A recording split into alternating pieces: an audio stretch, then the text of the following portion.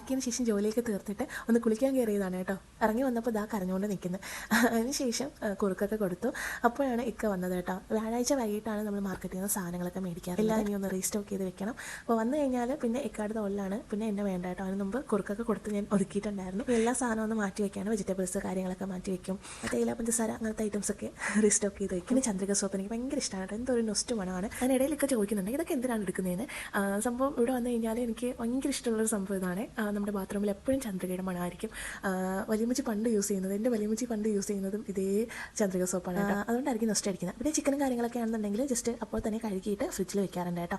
3-4 കവറിലാക്കിയിട്ട് വെക്കാറുണ്ട്. അല്ലാന്നുണ്ടെങ്കിൽ നമുക്ക് കുറച്ചല്ലേ ആവശ്യമുള്ളൂ. അപ്പോൾ ഒരു ദിവസത്തേക്കുള്ളത് അങ്ങനെ സെപ്പറേറ്റ് ചെയ്ത് വെക്കും. പിന്നെ മല്ലിയില പുതിനയില ഇതൊക്കെ ഒന്ന് കട്ട് ചെയ്തതിന് ശേഷം വാഷ് ചെയ്തിട്ട് തന്നെ ഇതേപോലെ ടിന്നിലാക്കിയിട്ട് ടിഷ്യൂ പേപ്പർ അടിയിലിട്ട് ഇതേപോലെ ടിന്നിലാക്കി ഫ്രിഡ്ജിൽ സ്റ്റോർ ചെയ്യും കേട്ടോ. അങ്ങനെ ആകുമ്പോൾ കുറേ നാൾ ഇരിക്കുകയും ചെയ്യും. എനിക്ക് കുക്ക് ചെയ്യാനാണെന്നുണ്ടെങ്കിൽ എളുപ്പമാണ് കേട്ടോ. അപ്പോൾ മാക്സിമം എളുപ്പപ്പണികളെല്ലാം ചെയ്ത് വെക്കാറുണ്ട്. അല്ലാന്നുണ്ടെങ്കിൽ ഹിസിനെ കൊണ്ട് പാടാണ്. അപ്പോൾ അതൊക്കെ കഴിഞ്ഞതിന് ശേഷം ഒന്ന് വന്നിരുന്നു. പിന്നീട് നമ്മൾ ബ്രോസ്റ്റഡ് ഓർഡർ ചെയ്തിട്ടുണ്ടായിരുന്നു. കാരണം ഞാനൊന്നും ഡിന്നർ ഉണ്ടാക്കിയിട്ടില്ല ഗൈസ്. കാരണം ചെറുതായിട്ട് പണി പാളിപ്പോയി.